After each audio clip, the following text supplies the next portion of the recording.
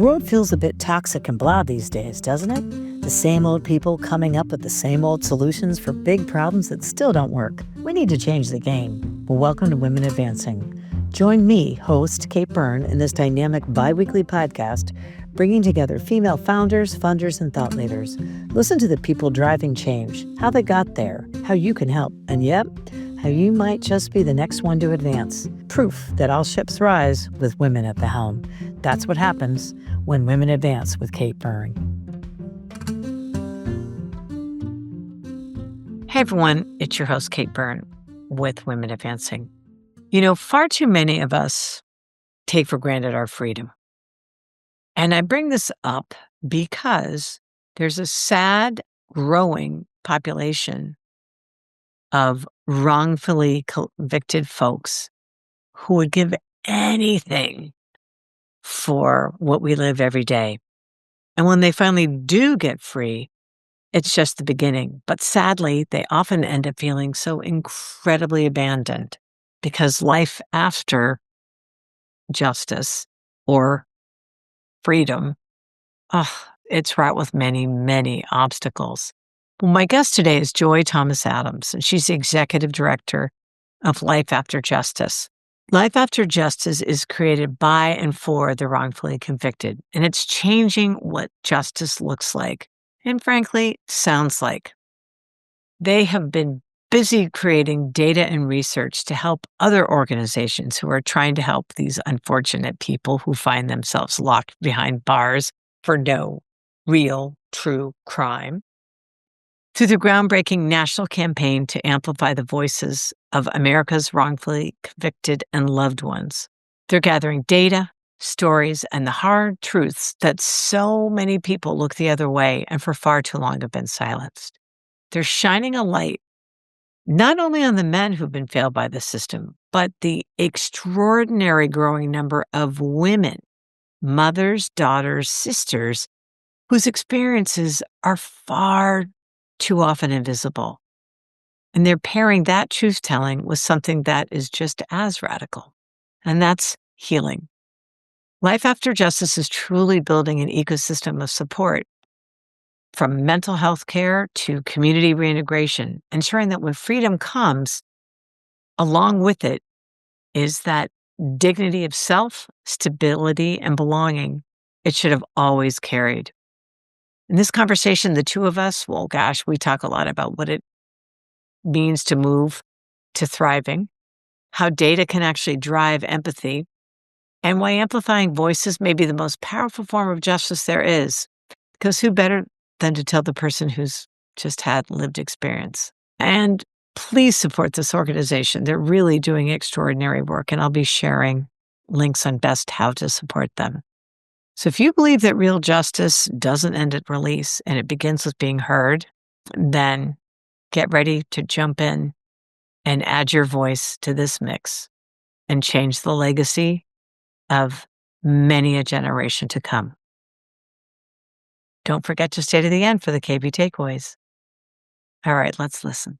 Welcome, Women Advancing listeners. I can't wait to delve into today's conversation.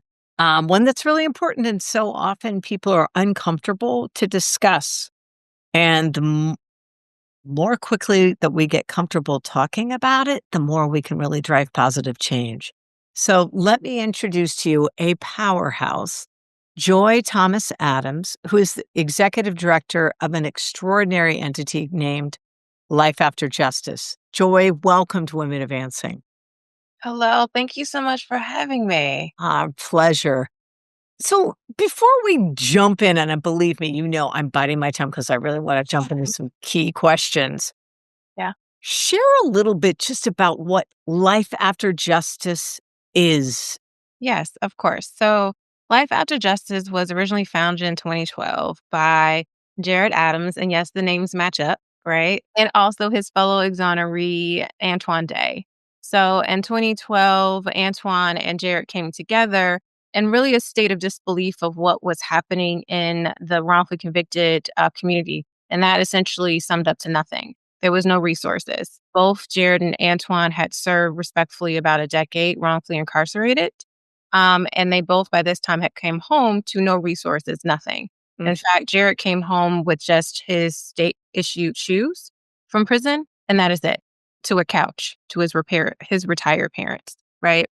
Right. So Antoine and Jared started Life After Justice to build community within their community. And sort of like two things happened in 2012. They founded Life After Justice, but also Jared got into law school. So Ooh. largely why, Jared was wrongfully convicted when he was a teenager, right, was that he had inadequate counsel. So Jared's other determination when he came home in 2007 was to become the advocate he didn't have. So him and Jared made a pact in 2012 that they would start LAJ, but then he would go on to law school and clerk in the same circuit that overturned his conviction, and then also become the Innocence Project of New York's first staff attorney that was also an exoneree themselves. So along the way, Jared was blessed enough to meet and marry me. And so fast forward to 2020, the world is on fire. We all know what happened that year, right? Mhm. Yep. And Jared and I, we had a lot of conversations about the state of the world in general, but also the state of his world and his experience so far. And so was Antoine's, right? And that's when Right. literally I remember 2 a.m. in the morning waking up with everything going on, saying, what are we going to do? And we knew that LAJ had to grow to meet the moment. Unfortunately, I can't tell you, Kate, that in 2020, things had improved. So when LAJ founded in 2012, no, there still was nothing. But we now knew from Jared's experience and from my observations what needed to happen. And that's really was the turning point of where we started reimagining justice through Life After Justice. Which is fantastic, and that's really why you had to get, light a fire under it and get out there and really start, getting people aware of the situation because, it's so easy to put something like this off. That's so not my world, so not my thing. But really, in the long run, we're all connected. It's everyone's issue. Play. So, that's one of the things I think of this because just because, well, one, you're wrongly convicted, then you get out. But I mean, the physical release from prison doesn't end the trauma at all. The damage is done. You kind of are walking around with this albatross of this invisible sentence. What are some of the most misunderstood emotional or mental health impacts of wrongful incarceration? And how are you all, helping people reclaim that sense of self so that they can walk with confidence and pride? I would start with, Life After Justice Board has collectively served almost over 90 years wrongfully incarcerated. So all of the things that we do comes from an informed lived experience space and thought and frankly emotion, right? And Yeah. so for us, mental health is where we start. And frankly, I feel like where we end. Life After Justice does stuff in the legal space and our strategic litigation, national survey amplification, but really mental health support is what I want to say our main vein, right? And Right. I would say to answer your question about what I think from my observations, and it's sort of even just with this survey, we can get into a little bit later, but we've been asking questions in the mental health space to get more information and voices directly from our population. So I would tell you from the preliminary results from our survey that we're in the middle of doing, one of the misunderstood factors about mental health impact is the loss of self or the Mm. theft of self, and how these individuals, on top of having their lives stolen and coming home to nothing, are coming home with such a disassociation from who the state told them they were in order to wrongfully convict them, right? Yeah. And then also who they were before even this happened, and then who they've become along this journey that's been forced upon them. So the complexity of that is not really talked about, like that aspect of it, right? It's more than just the horrible impact of being incarcerated in some of the world's worst prisons, frankly. It's this Yeah. complexity that when you didn't do the thing, when you're not the person that they painted you to be, and even convinced, unfortunately, some of your family members that you are, right? Yeah. Which is horrific. And if ever there was, that didn't make you feel completely abandoned in every possible level, be it yourself and others and law. I mean, what an extraordinary sense of helplessness. And And kind of, that's I would think, why bother ish, right? right. 'Cause you're up against a wall. And I would say the other thing would be impact on women. Mm. Mhm. I cannot answer, like, I have to put that into this answer because, women are a largely invisible population in wrongful conviction. Because when you think about wrongful conviction, I feel like the picture that you see usually is a male. And for our statistics, a Black male, because it's more than 70% of wrongful convictions impact people of color, right? Yep. Specifically African Americans. So, but when we left out of the conversation and the mental health impact, the physical, emotional impact is not talked about enough and is not looked from their unique perspective. And even what is the population of wrongful convicted women, a large majority of them are tied to the death of their child. So, like all of these different complexities that go to being a woman in this tragedy, frankly, is sometimes I feel like very much misunderstood and not talked about.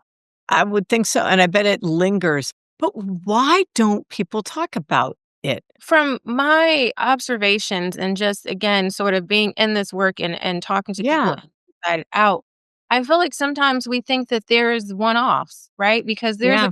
concepts that we have to kind of sit with in order to have the conversation. And the first largely being is that our system gets it wrong. Like, that is a possibility, right? At Life After Justice, we're not necessarily about dismantling the system itself, right? But it's Right. of making it live up to the expectation that Americans have for it because we're paying Right. for it, right? So I feel like most Yes. people think that our system is working the way that it's supposed to, or if it isn't, they're not connecting the real damage of when they get it wrong. Right. So I feel like the human aspect of it, like there's a lot of systematic change and conversations about social justice, transformation and change in the system. But I feel like wrongful conviction is not talked about because they feel like it's the one thing, it's a one off. It's one person here we see on the news, it's one here. But this growing population that's only been tracked since 1989, right? Yeah. That's only what Yep. the numbers show. Yeah. Is That's a it, really I feel like it's America's, growing secret. Yeah, it's crazy. Like, it's crazy with the statistic, as you know, it's been almost 600% increase since 1980, between 1980 and 2022, right?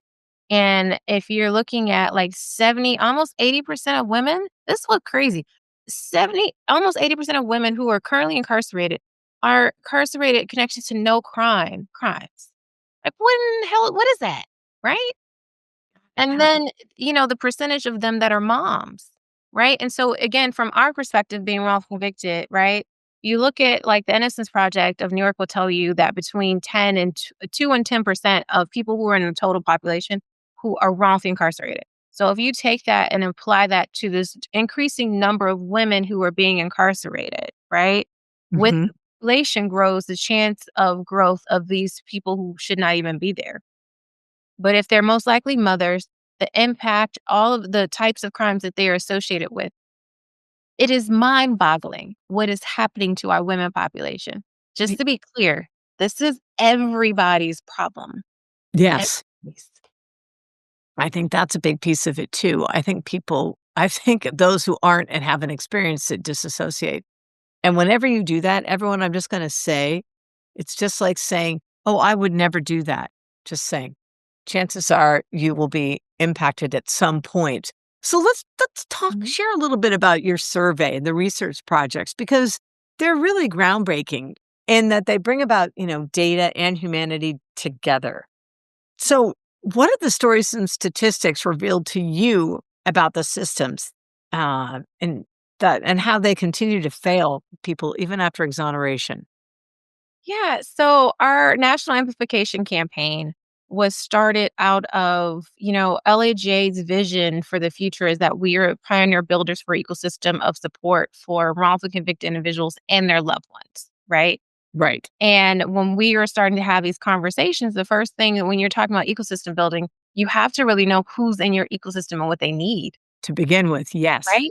And so when you're looking at the landscape, there's not been like a very national, broad scope survey of questions to this population, right? Yep. And so in order for us to really talk about what needs are, questions needed to be asked. We needed to build the data because it's not currently existing, right? So it's like one study here and there, right? But not something at national scope. And So comprehensive. and Yeah. comprehensive, right? Asking the various different categories. And more importantly, what is very significant to LAJ is that it is being done from an impacted perspective.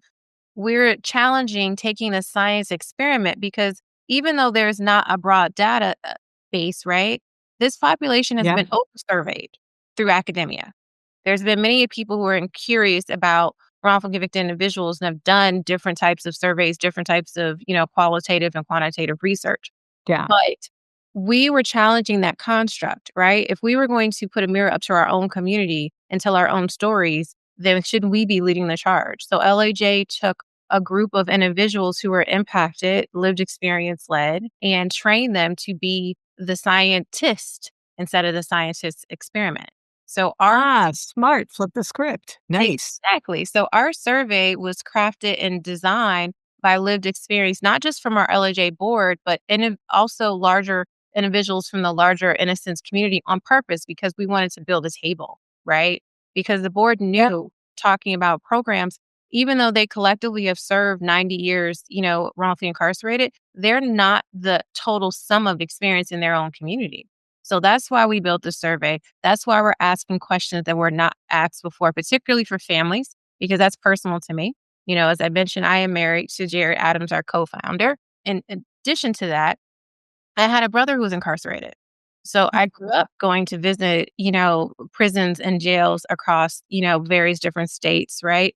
And understanding that impact from someone who was otherwise incarcerated, right? So that's what really pushed me into this work because when I met Jared and learned about the wrongful convicted community and through my own experiences, it blew my mind to think that you don't even belong here.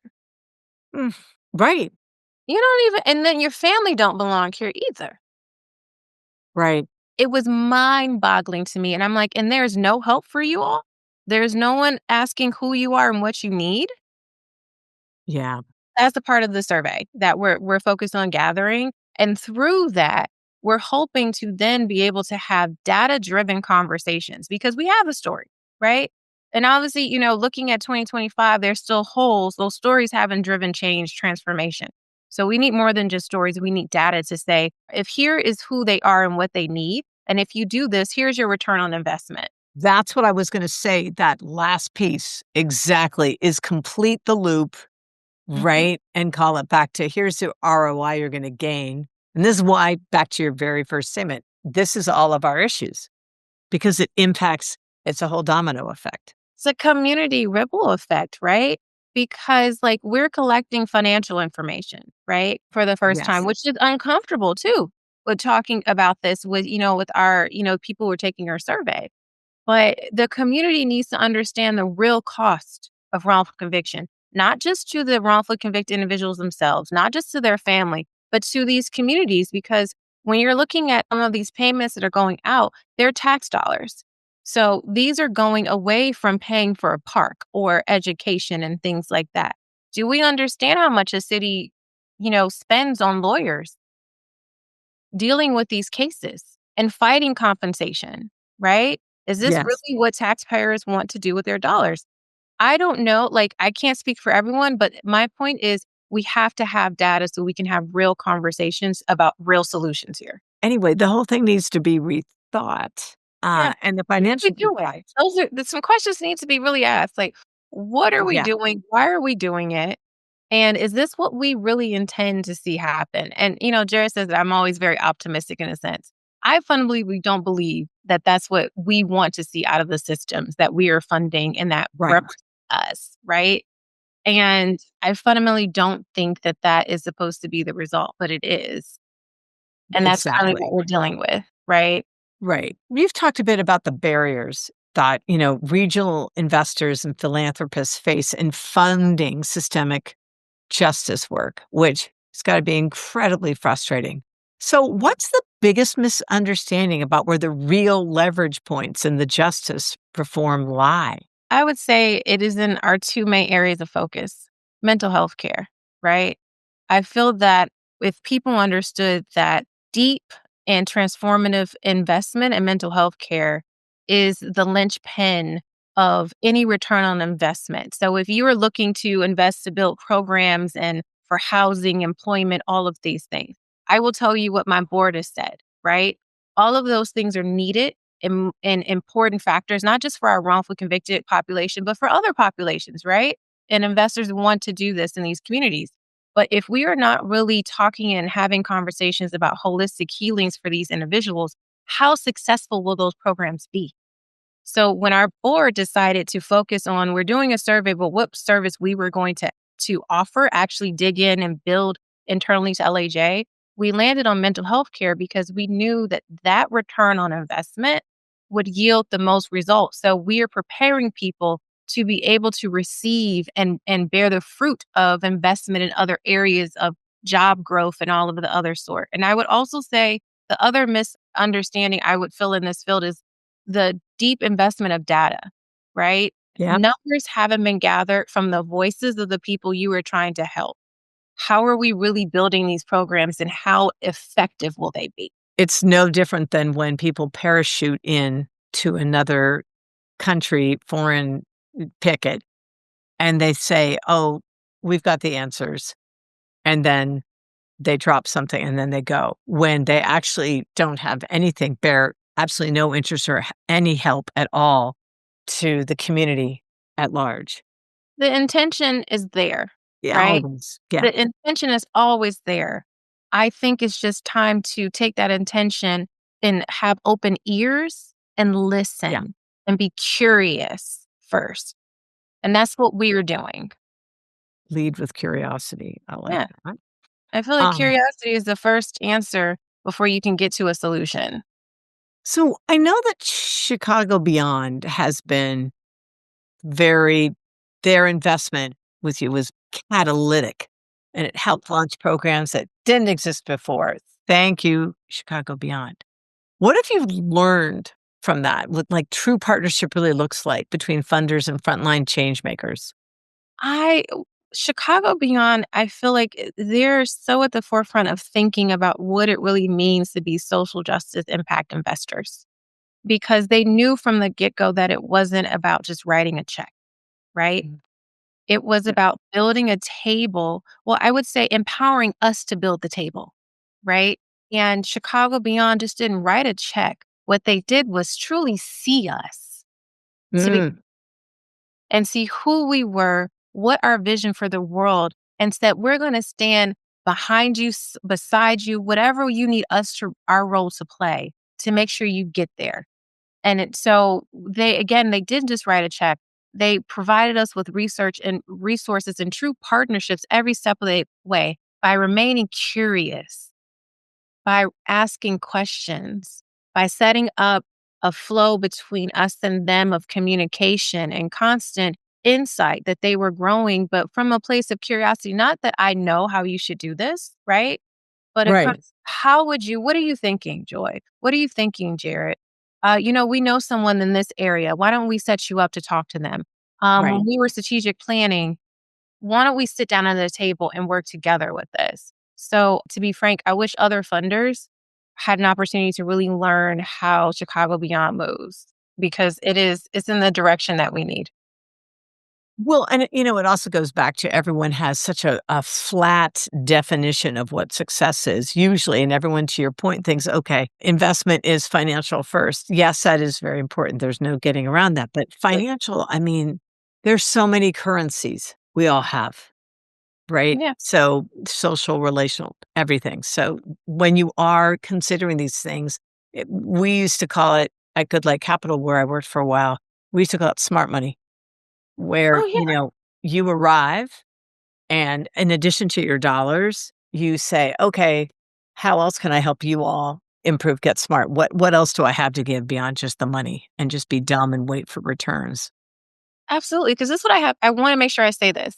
Chicago Beyond are very smart investors. Yes. Talking about, investing these transformative amounts into these non for profits, right? So for me, the way that they invest and how is very smart. If you take a business analysis of it, right, you're showing what you are investing in, right? The thing that you're betting on by making sure that yes, let me tell you, be clear.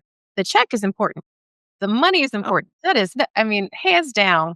That is what is necessary to do all the things, right? Yes. They understand that in order to get your full return of investment on it, it can't just stop at the check writing. And that's what I think it makes Chicago Beyond the way that they do and move in this space. It makes them very brilliant investors.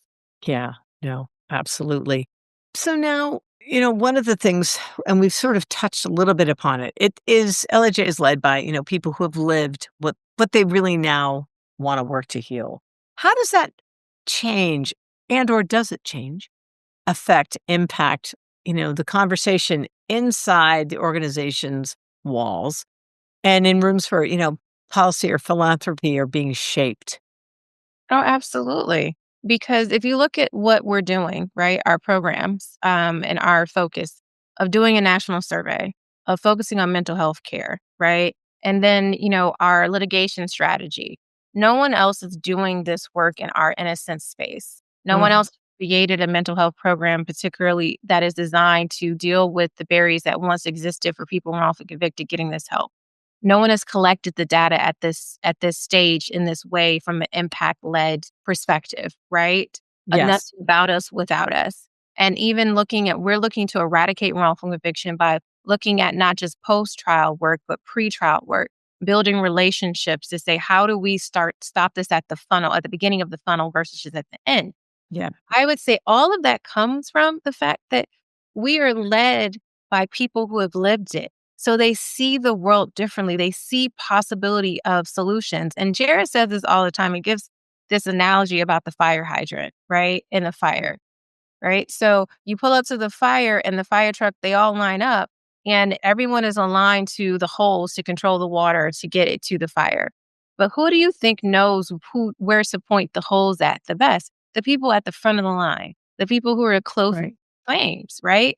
So I would say Right. the fact that we have this experience leading everything that we do is where our creativity comes from, is Right. our perspective, and then also leading by example. So when we're talking about policy and we're talking and we're having these conversations, it is led from an experience from a human perspective. And it's not just numbers. It is humans saying this. This is what we need and who we are. So it's always going to be different, okay? Like in any scenario, the product, the result, and the impact will always be different. Yeah, which is fantastic. So I'll let you does all this work with all that. And thank you for sharing that because I think it's really important that people hear that. You work across every layer of the system. And this one is it's got a lot of layers. It's a big honking onion. So how do you balance the urgency of the individual needs, right? With that painfully slow grind of structural change? That would be I would have no hair. I would pull every strand out. It would so frustrate me. Yeah. When you think about it, right, and you think about what the conditions of wrongfully convicted individuals, and again, going to how our board operates, on Mhm. average, it takes about 9 years or 9 to 10 years for someone to come home after a wrongful conviction, right? So you're talking about individuals who are very familiar with how slow the system works. Yeah. However, them being individuals understanding the priority and the immediate need that individuals on the ground need. So we have to do both, right? And so we have to act in the moment as best as we can. And so even though we can only take so many cases, limited with our funding, and then we only can have so many people in our mental health care pilot program. But all of those individuals need our help now. They can't wait for the systems to change and funding Catch priorities up. to change, right?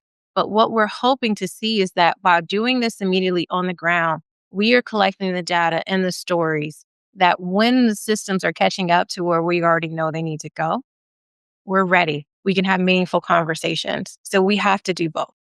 Oh, man. So it's like the slow plotting. In the long run, it may be a little slower, but man, in the long run, it'll end up getting This you. is chestnut checkers. That's exactly, exactly. So with all that, I could imagine you work so hard on certain, and then when it does come through, it's incredibly heartening. But what gives you hope when that work feels heavy? And if those, systemic boulders feel so incredibly unmovable. I sit in a space of gratitude to be able to do this work and to serve this community, right? Yeah. Because when I start feeling that way, I think about our board, the people that we are touching through LAJ, these individuals who have seen the worst of life, like the worst of what these systems have to offer, but they choose to sit at the table to be a part of a solution. They're not required to do that, right? When you are the survivor, you are not required to then go fix the problem that impacted you. But these Right. individuals choose to lean in and to do this work, which is sometimes re-traumatizing for them. So that's where I get that grace, that energy is insatiable, right? That Yeah. optimism, like even though the world has shown them the worst, they see a vision, a possibility. They've not given up on our society, on our systems. That's what I sit in when these moments seem impossible, where like you said, everything moves like it's like watching paint dry, right? Yeah. I can only imagine. But their It was energy is their response to this, right? Their tenacity is what drives me. It's what centers me. right. And share a bit with the listeners too who the board members are comprised of, because some of these folks, right, lived experience. Yeah. So, like I said, you have our co-founders, Antoine and Jared. And then we have Obi Anthony. He also founded his own organization, Exoneration Nation. And we have Terrell Swift. Terrell was behind legislation connected to his case of juveniles and being when you are questioned by the police and changing the rules around that, not just in California, but also in Illinois. Right. So what Antoine and Jarrett did, and we have Anna Vasquez, who's currently the first exoneree president of the Innocence Network, right? So you Yeah. have these community leaders. I call them my Justice League, right? Because Yep. they're all because they're all these heavy hitters in this community that have dig deep in this work. And they all collectively decided to come together with Life After Justice because of their work in the communities. They understood the need for collective work, collective community building, right? Yes. And the power of partnership is another key, I feel like, to success of driving anything. You can't do this alone. And our board knows that, right? Yep. So, like I said, they're a powerhouse team of individuals who share a vision of hope and determination for the future. And And that's my job, is to help bring it together. which is fantastic. And it's a really important point, I think, for everyone who's listening. My experience with and it's true in certain areas, but in general, there can be so many nonprofits. And what ends up happening is they don't collaborate. They take care of this little piece, this little piece, this little piece. Everyone's fighting for the same dollars. Oh my gosh, the magic that could be made if everybody joined forces Yeah. and then got some collective grants and then deployed accordingly based on their area of expertise. Because the truth is, if you break down the process so tinily, it is a process. So if part of it doesn't get its funding, the whole thing kind of gets screwed up. So I really applaud you all for recognizing that and saying, oh my gosh, this bigger piece, this end result is the most important piece of all. So we've got to just get over ourselves and do whatever we possibly can to get this thing done. Absolutely. Mission first, right? And Yes. our board understands that and how we move. And, I go back to our survey. One of the reasons why we are collecting this data is not for LAJ just to hold, it is to be a tool for the community. Because what we also know, we are not on the ground in every single state. But with the data, we can partner and say, hey, what do you know your community needs? Here is Yep. data that can help you get that, right? What is the collect? Because everybody has a goal. For instance, with our mental health program, the reason why we're doing a pilot is because our hope is that we have data so we can say, Illinois, here is data that supports you on the ground in your community the way your community needs, building a mental health program. Here's a structure, right? And so that is the energy that LAJ brings as being a value add organization. And that's driven by our board's understanding of what you just said. We are better together. And in this current climate, if we don't lock arms and hands and toes and feet and all the parts, right? Yep. We're not going to survive. Yeah. Like, we need to if LAJ goes away, if we are not able to find support to continue our work, no one else is doing it. It becomes a void, Yep. and that can't happen. No. And LNG is literally like a leg up for everyone. So thank you for setting that alley-oopness Yeah, up. yeah. So in closing, oh, now that you know what you know, my friend, Mm. what would you tell your younger self? I would say what I mentioned before, like, curiosity for me is the first answer before you can get to a solution. Mhm. Right. I remain curious in all facets of my life. I think that helps and serves me, and I think that talking to my younger self, I would tell her to be extremely curious all the time, ask all the questions, and don't be afraid of asking questions. That's okay, right?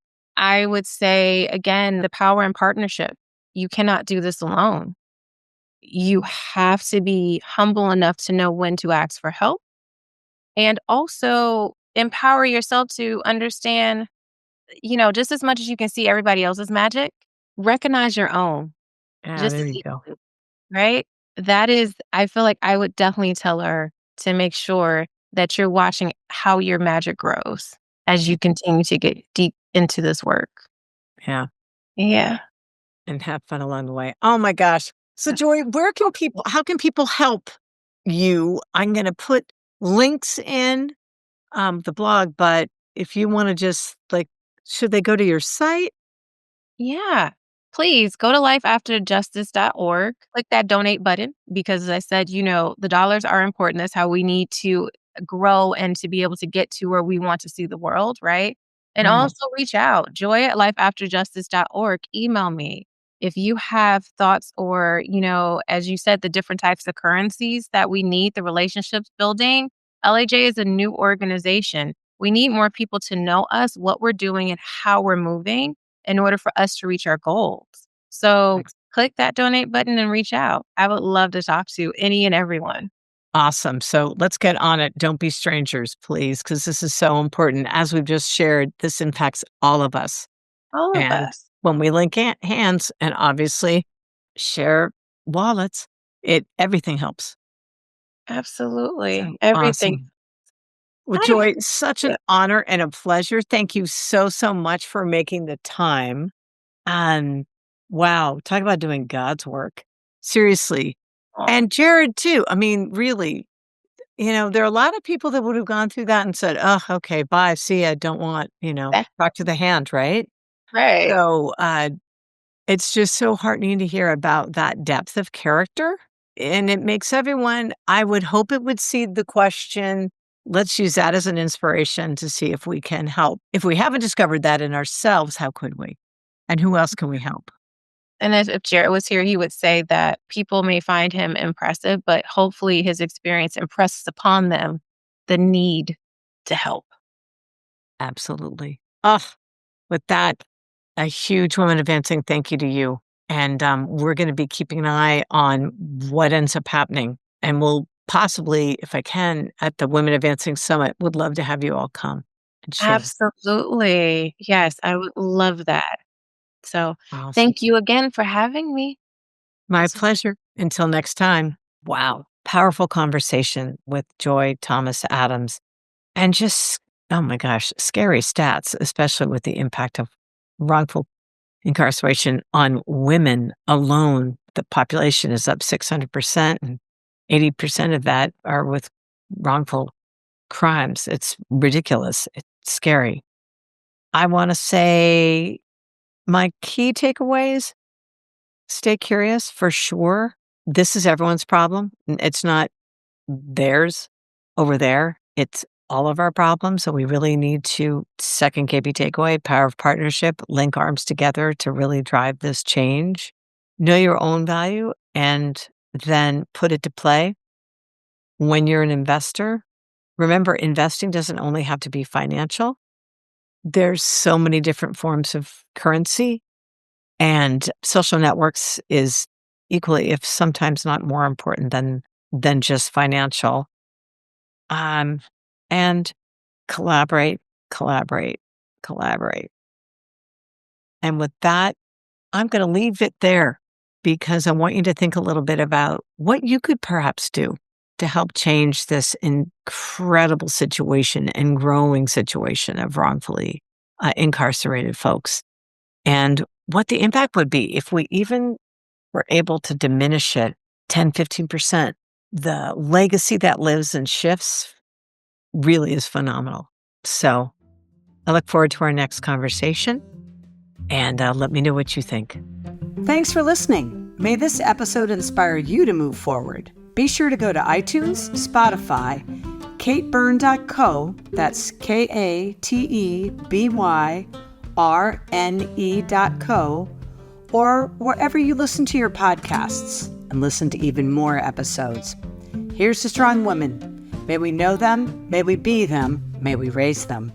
And be sure to meet them on the next Women Advancing. Ta till next time.